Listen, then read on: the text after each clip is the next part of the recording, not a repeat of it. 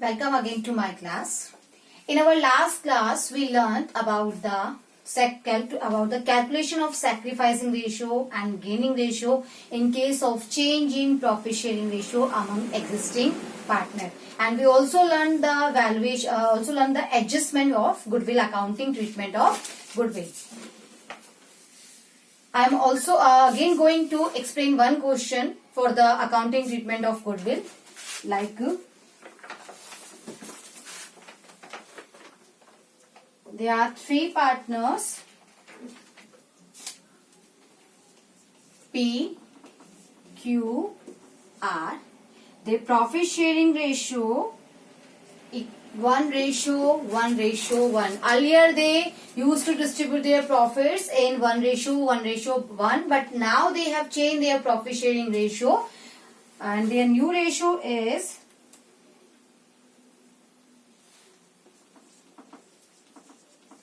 2:2:1. Now they have decided that they will distribute the future profit in 2:2:1. And the goodwill is valued on the date of change in profit sharing ratio ₹3 lakh. P के वहाँ तीन partners है, 1:1 में वो अब तक अपना profit distribution करते आए थे, बट अब उन्होंने आके अपना प्रॉफिट शेयरिंग रेशियो चेंज कर लिया है, और जो प्रॉफिट शेयरिंग रेशियो हो गया है वो हो गया है 2:2:1. यानी कि प्रॉफिट शेयरिंग रेशियो चेंज हो गया है. It is the condition of the change in profit sharing ratio among existing partner. और जैसे ही प्रॉफिट शेयरिंग रेशियो चेंज हुआ, हमने गुडविल का वैल्यूएशन किया, और जो गुडविल की वैल्यू आई है वो है 3 lakh. It is the new goodwill calculated after the change in profit sharing ratio. ध्यान देना है, this is the new goodwill. तो first of all we will calculate our sacrificing ratio और gaining ratio. Old minus new, old minus new, P, Q and R. Their old ratio was 1/3, 1/3, 1/3. Now their ratio is 2/5, 2/5 or 1/5.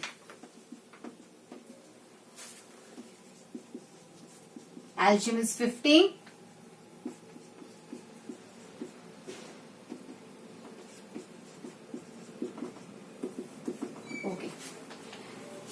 P का जो share था, old share वो था 5, but अब जो उसका share हो चुका है वो हो चुका है 6, यानी कि उसने 1/15 से गेन किया है. 1/15 से गेन कर रहे हैं. इसी तरीके से Q भी 1/15 से गेन कर रहा है. तो ये दोनों अगर 1/15 से गेन कर रहे हैं तो R को 2/15 से सैक्रिफाइस होना चाहिए. तो हम देखेंगे, पहले इसका शेयर 5 था, अब इसका शेयर 3 है, तो यहाँ पर इन्होंने 2/15 से क्या किया है, सैक्रिफाइस किया है. तो हमने अपना गेनिंग रेशियो और अपना गेनिंग पार्ट और सैक्रिफाइसिंग पार्ट कैलकुलेट कर लिया है. Now we will pass the adjustment entry for our goodwill. और यहाँ पर गुडविल कहती है कि कॉम्पनसेशन दिया जाएगा आर को, और ये कॉम्पनसेशन कौन देंगे, पी एंड क्यू. तो हम जो कॉम्पनसेशन दे रहा है, यानी कि गेनिंग पार्टनर की कैपिटल को डेबिट करेंगे और सैक्रिफाइसिंग पार्टनर की कैपिटल को क्रेडिट करेंगे. पीज कैपिटल या फिर करंट अकाउंट भी हो सकता है, what ever the situation is given. Fix अगर कैपिटल हम मेंटेन, फिक्स कैपिटल मेथड अगर हमने ले रखा है तो करंट अकाउंट होगा. तो पीज कैपिटल और current account debit to Q's capital और current account to R's capital और करंट अकाउंट. अब यहां पर जो सैक्रिफाइस होगा, पी के लिए जो सैक्रिफाइस, पी के लिए सॉरी क्यू ने भी सैक्रिफाइस किया है. क्यूज कैपिटल और current account debit to R's capital.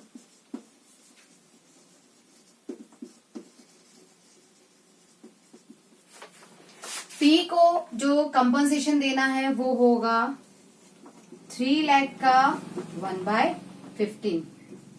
Q के लिए भी ये सेम अमाउंट है, और आर जो रिसीव करेगा वो होगा 2/15 ऑफ 3 लाख। 2000, 2000 एंड 4000। तो जो कॉम्पनसेशन का अमाउंट होगा वो होगा 20,000, 20,000 एंड 40,000। 3 लाख का 1/15। तो 20,000 from P's capital will be debited by 20,000, Q's capital will be debited by 20,000 and R's capital will be credited for 40,000। तो ये हमारा गुडविल का एडजस्टमेंट है। अब लेंगे हम हमारा next, after calculating sacrificing ratio और gaining ratio and after the accounting treatment of goodwill, our next step is accounting treatment for reserves and accumulated profit and losses।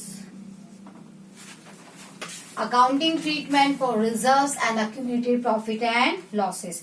जब रिकॉन्स्टिट्यूशन होता है यानी प्रॉफिट शेयरिंग रेशियो चेंज होता है तो हमें accounting treatment करना होता है रिजर्व्स का और एक्यूमुलेटेड प्रॉफिट्स का। रिजर्व्स क्या? रिजर्व्स वो जो हमने किसी अनफोरसीन लायबिलिटी के लिए जब हम अपने प्रॉफिट का कुछ पार्ट अपने प्रॉफिट से निकालकर अलग से रख लेते हैं तो इसे हम रिजर्व कहते हैं।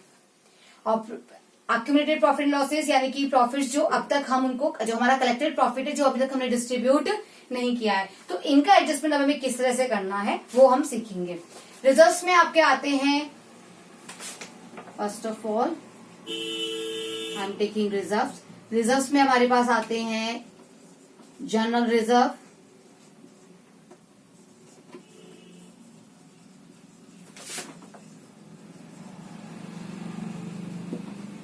Workman compensation reserve,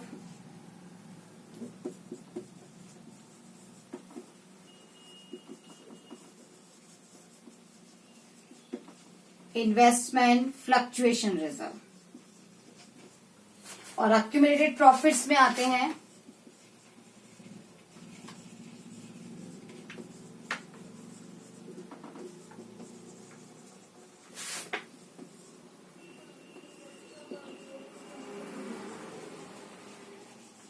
credit balance of profit and loss account और debit balance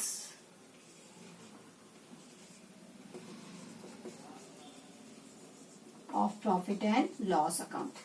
Credit balance which shows the profit and debit balance which shows the loss।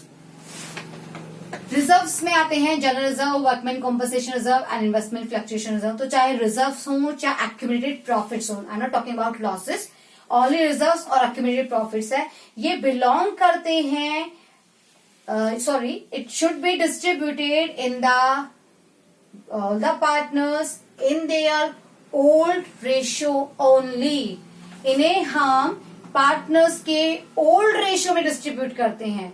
इन्हें ना न्यू रेशियो में डिस्ट्रीब्यूट करना है ना सैक्रिफाइसिंग और गेनिंग के अंदर है। They will be distributed to all partners in their old ratio. Why? Because they have been earned before the reconstitutions of partnership firm, before changing in profit sharing ratio. ये जो profits earn किए गए हैं, जो reserves create किए गए हैं, ये change in profit sharing ratio से पहले के हैं, इसलिए इन्हें पहले वाले रेशियो में ही डिस्ट्रीब्यूट किया जाना चाहिए। हमेशा याद रखिएगा आप कि all the reserves and all the accumulated profit and losses will be distributed to all partners in their old profit sharing ratio, always old. Sometimes if question specified that these reserves or accumulated profits should not be distributed, तो हमें फिर एक particular ratio लेना है जिसके बारे में मैं आपको बाद में बताऊंगी। हाल फिलहाल आपको इतना ही सीखना है कि जितने भी रिजर्व्स और accumulated प्रॉफिट्स हैं वो हमेशा एग्जिस्टिंग पार्टनर्स में इन their old profit sharing ratio में ही जो है डिस्ट्रीब्यूट किए जाते हैं। तो जब हम डिस्ट्रीब्यूट करेंगे तो they will credited to the partners capital account. ये आपको शोन होते हैं बैलेंस शीट में, लायबिलिटी साइड में। तो जब आप इनको डिस्ट्रीब्यूट करने जाएंगे, दीज आर प्रॉफिट्स, तो they will credited to the partners capital account. तो इसका जो एडजस्टमेंट एंट्री होगा वो होगा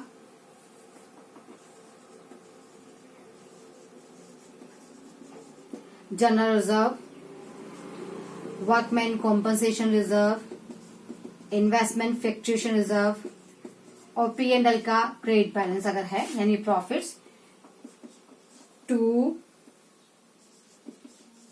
all partners capital account and the ratio will be always old ratio. They will be credited to partners capital account in their old ratio, partners capital या फिर current account. In fluctuating method, entry will be passed through partners capital account, but in fixed method it will be passed through partners current account. Old ratio हम हमेशा लेंगे, clear है। लेकिन अगर हमारा P&L का क्रेडिट बैलेंस नहीं है, P&L का डेबिट बैलेंस है, तो it will be present on the asset side of the balance sheet. तो जब हम इसको डिस्ट्रीब्यूट करेंगे तो ये लॉस है, और लॉस की कंडीशन में पार्टनर्स के कैपिटल अकाउंट डेबिट किए जाते हैं। तो यहां पर फिर हमारी एंट्री हो जाएगी पार्टनर्स कैपिटल और current account debit to profit and loss account. Loss distributed among partners in old profit sharing ratio। हम ओल्ड प्रॉफिट शेयरिंग रेशियो में पार्टनर्स के अंदर उस लॉस को डिस्ट्रीब्यूट कर देंगे। अब इसे हम एक क्वेश्चन के थ्रू समझेंगे। ध्यान रखना है, रिजर्व्स प्रॉफिट्स को शो करते हैं because they are created by taking out a part of the profits.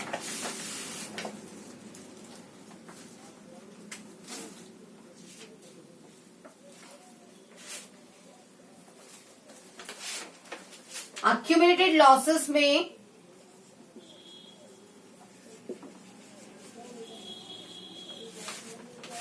मैं यहां फिर से लिख देती हूं।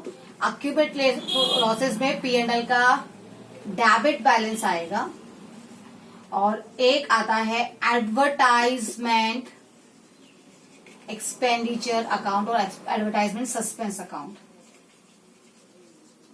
एडवर्टाइजमेंट सस्पेंस अकाउंट या जो मेनली होता है आपका deferred revenue expenditure.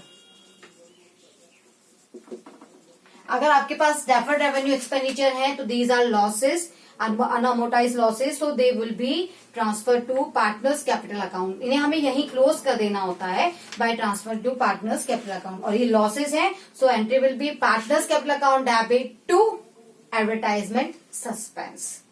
Okay, let's take an example. X, Y, Z. Ratio is 4:3:2. Now their new ratio 1:1:1. Now they are equal partners, and your book is showing a credit balance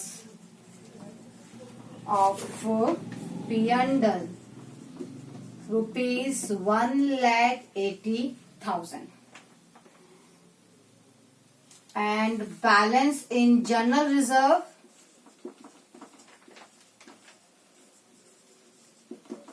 rupees 45,000। हमारे पास में P&L है और general reserve है। Partners पहले 4:3:2 में distribution करते थे of their profits. Now they have decided their profit sharing ratio will be 1:1:1। तो it is a reconstitution of partnership firm because they have change their profit sharing ratio. तो due to this change we have to calculate first of all sacrificing और gaining ratio of the partners. X, Y, Z. Old minus new.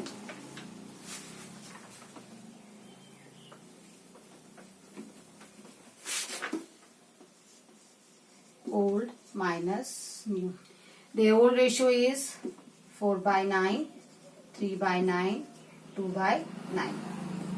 Now they have the new ratio 1/3, 1/3 and 1/3.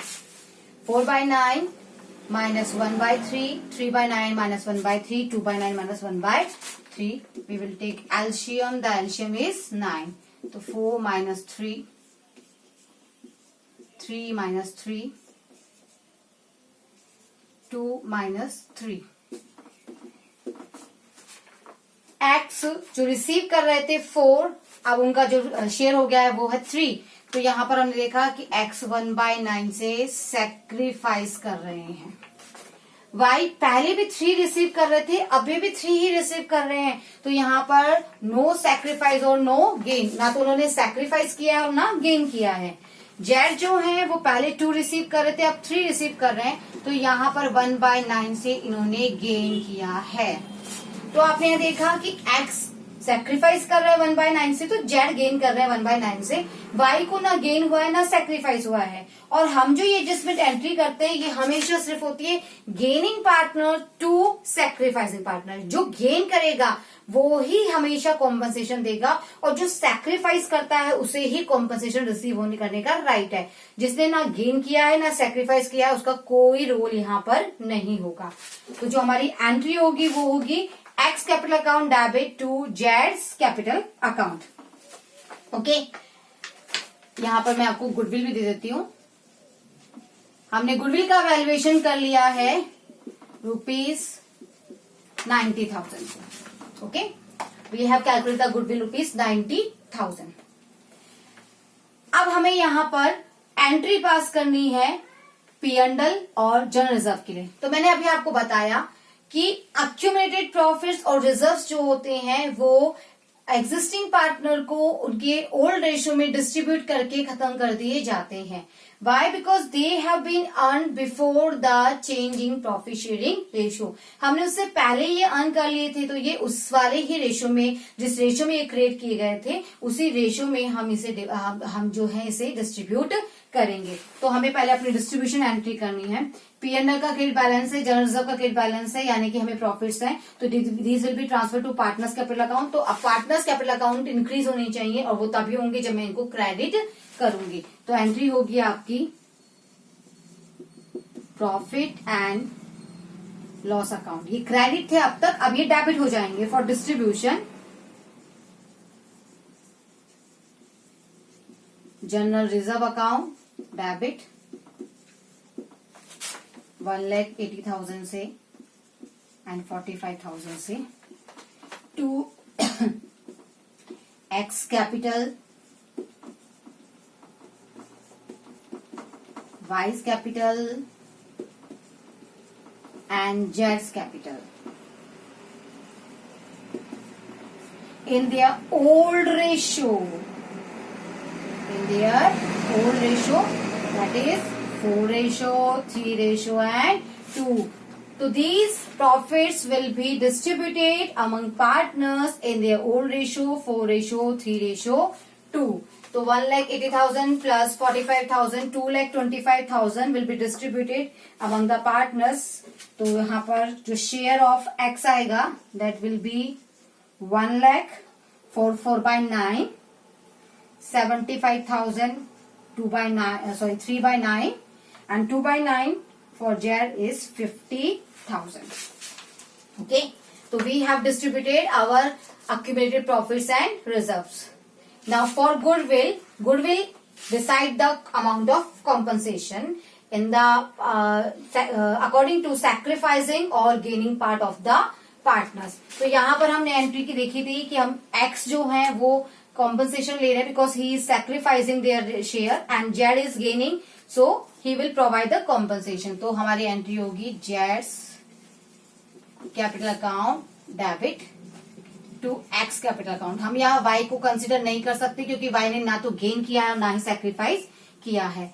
1/9 of 90,000 10,000 से ये entry हमारी होगी। तो आपने यहाँ देखा कि जब हमें यहाँ पर एडजस्टमेंट एंट्री पास करनी है फॉर द कॉम्पनसेशन, तभी हमें अपने सैक्रिफाइसिंग या गेनिंग रेशियो की रिक्वायरमेंट होती है।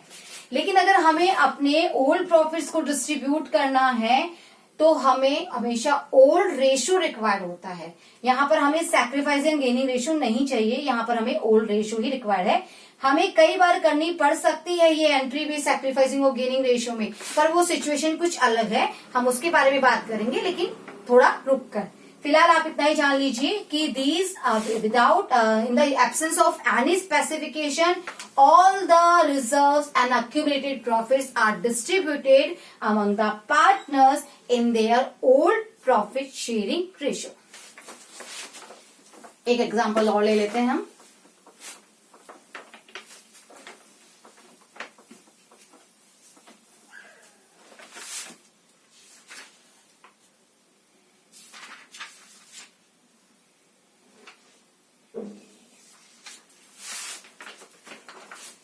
This time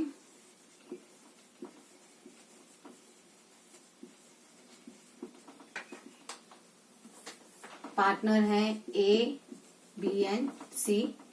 Their old ratio is 2:1.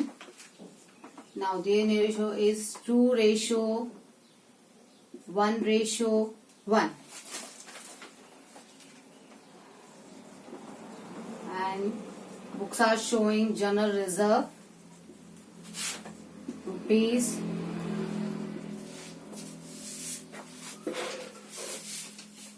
2,40,000. There is a debit balance of P&L rupees 1,80,000 and advertisement suspense rupees 60,000. Okay, these are the information. Old ratio 2:1 and new ratio is 2:1:1 and the books are showing general reserve rupees 2,40,000, debit balance of P&L 1,80,000 and advertisement suspense 60,000. इसके अलावा हमारे पास कोई information नहीं है, तो यहाँ पर हमें कोई रिक्वायरमेंट नहीं है सैक्रिफाइसिंग और गेनिंग रेशियो कैलकुलेट करने की, क्योंकि यहाँ पर हमें कोई कॉम्पनसेशन का अमाउंट प्रोवाइड नहीं करना है। यहाँ पर सिर्फ हमारे पास में हमारे रिजर्व्स और अक्यूमुलेटेड लॉसेस हैं जो हमें डिस्ट्रीब्यूट करके कंप्लीट यहीं पर फिनिश कर देने हैं। और इसके लिए हमें जो रेशियो रिक्वायर्ड है वो है सिर्फ और सिर्फ ओल्ड रेशियो।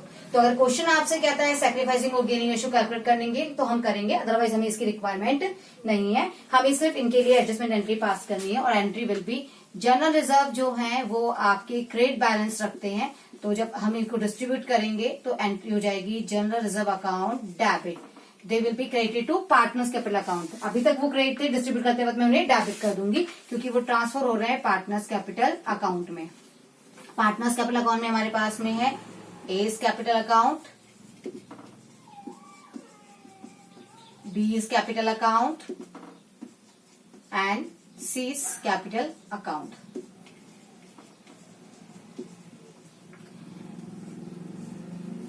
हमें डिस्ट्रीब्यूशन करना है, distribution of rupees 2,40,000 in 2:1 their old ratio. Okay, तो यहां पर आएगा 2,40,000, 96,000 जो मिलेंगे वो बी को मिलेंगे, 96,000 ए को, 96,000 बी को और सी को मिलेंगे 48,000। ओके, P&L ने इस टाइम क्रेडिट बैलेंस शो नहीं किया है, P&L is showing debit balance. These are the losses and advertisement suspense is also losses. So losses will be distributed partners capital account by debiting their capital account. क्योंकि ये already debit हैं, तो जब ये partners capital account में transfer करेंगे तो partners capital will be debited and they will be credited. तो हमारी एंट्री हो जाएगी A is capital account debit, B is capital account debit, C is capital account debit, to